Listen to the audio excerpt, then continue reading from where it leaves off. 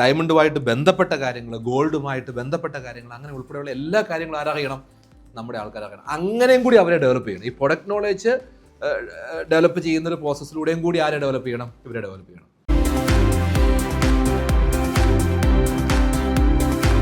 ചില കസ്റ്റമേഴ്സിനെ സംബന്ധിച്ചിടത്തോളം ഗോൾഡ് ബിസിനസ്സുമായിട്ട് ബന്ധപ്പെട്ട് ചിലർക്ക് പൊലിമയാണ് വേണ്ടത്, അല്ലേ? കാഴ്ചയ്ക്ക് നല്ലതായിരിക്കണം. ചിലർക്ക് അത് വേണ്ട, തൂക്കമായിരിക്കണം വേണ്ടത്. ചിലർക്ക് സിമ്പിളായിട്ടുള്ള സാധനമായിരിക്കണം വേണ്ടത്. അങ്ങനെ വ്യത്യസ്ത രീതിയിലുണ്ട്.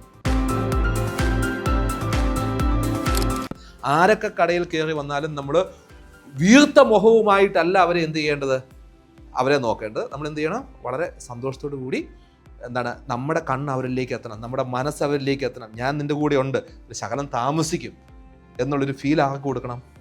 ആകെടി അത് മുണ്ടുടുത്തയാൾ വന്നാലും പാൻറ്റിട്ടയാൾ വന്നാലും ഓക്കെ, ഔഡിയിൽ വന്നാലും ബെൻസിൽ വന്നാലും സാധാ ടൂ വീലറിൽ വന്നാലും ആ ഫീൽ അവർക്ക് കൊടുക്കണം.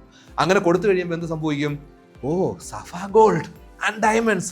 അവിടെ ചെന്ന് കഴിഞ്ഞാൽ ആൾക്കാർ നമ്മളെ ശ്രദ്ധിക്കും. ഈ പറഞ്ഞ എല്ലാ വിഭാഗത്തിൽപ്പെട്ട ആൾക്കാർ എവിടെ വരും? ഗോൾഡ് ഷോപ്പിൽ വരും, അല്ലേ? Yes or no?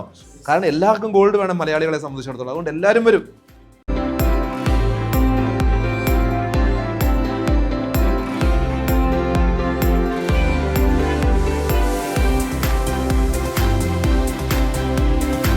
ഒരുപാട് ട്രെയിനിങ്ങുകൾ ഓൺലൈനായിട്ടും ഓഫ്ലൈനായിട്ടും ഒക്കെ നടത്തിയിട്ടുണ്ട്. അതിൻ്റെ കോർഡിനേഷൻ്റെ ഭാഗമായിട്ടാണ് നമ്മൾ പാർട്ടിസിപ്പേറ്റ് ചെയ്യാറ്. പക്ഷേ ഇത് അതിൽ നിന്നും വളരെ ഡിഫറെൻ്റ് ആയിട്ടുള്ളൊരു ട്രെയിനിങ് ആയിരുന്നു. എൻഗേജ്ഡും അതുപോലെ തന്നെ എൻ്റർടൈൻമെൻറ്റും ആയിട്ടുള്ളൊരു ട്രെയിനിങ് ആയിരുന്നു. ഒട്ടും നമ്മൾ പറഞ്ഞ പോലെ 2 മണി മുതൽ ഇപ്പോൾ 7 മണി ആവാറായി, ഒട്ടും ബോറടിച്ചിട്ടില്ല എന്നുള്ളതാണ്. നമ്മളെ അത്രയും എൻഗേജ്ഡ് ആക്കിയിട്ടുണ്ട്, വളരെ എൻ്റർടൈൻമെൻറ്റും ആക്കിയിട്ടുണ്ട്. പക്ഷേ അതിലൂടെ നമുക്ക് ഒരുപാട് കാര്യങ്ങൾ പഠിക്കാൻ പറ്റിയിട്ടുണ്ട്. അപ്പോൾ ഞാൻ പേഴ്സണലി ഇനി പറയുകയാണെന്നുണ്ടെങ്കിൽ സെയിൽസിൻ്റെ ട്രെയിനിങ് അല്ലേ, വരണോ, നാളെ ലീവാണ്, കുറച്ച് വർക്ക് പെൻഡിങ് ഉണ്ടെന്ന് വിചാരിച്ചിരുന്ന ഒരാളാണ്. പക്ഷെ വന്നില്ലായിരുന്നെങ്കിൽ ശരിക്കും നഷ്ടമായേനെന്ന് തോന്നുന്നു. അപ്പോൾ anyway, thank you sir, thank you so much. സാറിന് ഫസ്റ്റ് തന്നെ വലിയൊരു താങ്ക്സ് പറയുകയാണ്. കാരണം ഞാനിപ്പോൾ കടന്നു വന്ന സിറ്റുവേഷൻ തന്നെ കുറച്ച് സ്ട്രെസ്ഡ് ആയിട്ടുള്ള സിറ്റുവേഷനാണ്. കാരണം വെച്ച് കഴിഞ്ഞാൽ നമ്മൾ പുതിയൊരു ഉത്തരവാദിത്തം ഏറ്റെടുത്തു.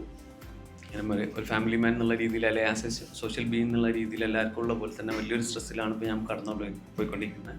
അപ്പോൾ അതിൻ്റെ ഇടയിൽ ഞാൻ ഈ ഒരു മീറ്റിംഗ്, ഈ ഒരു ട്രെയിനിങ് എന്ന് ഓർക്കും. കാരണം വെച്ച് കഴിഞ്ഞാൽ എനിക്കിതൊരു പ്രഷറായിട്ട് ഫീൽ ചെയ്തിട്ടുണ്ട്.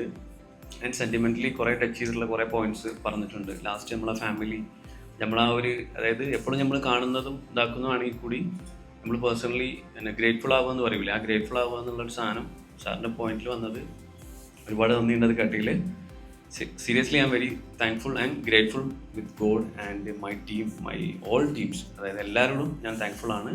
ആ ഗ്രേറ്റ്നെസ് എന്നും ഉണ്ടാവും. Thank you.